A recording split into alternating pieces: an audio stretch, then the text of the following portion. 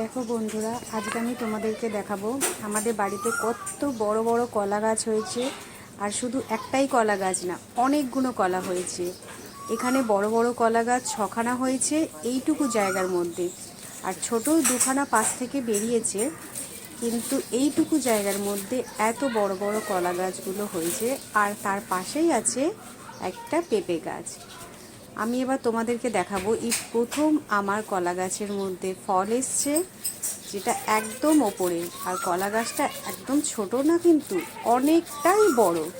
যেটা দেখো, আমি তোমাদেরকে জুম করে দেখাচ্ছি, নিশ্চয়ই তোমরা দেখতে পাচ্ছ বড় দেখে হয়েছে। ভাবতেই পারছি না যে কলকাতা শহরের মতন একটা জায়গায় আমাদের বাড়িতে এই প্রথম কলা গাছ হয়েছে। আর এই কলা গাছটাকে কিন্তু আমি পুজোও করি। এটা শুধু আমার কলা গাছ না, এটা আমার কাছে আমার ভগবানও। তাই সত্যি এতদিন পরে কলা গাছে ফল দেখতে পেয়ে আমি তো খুব হ্যাপি।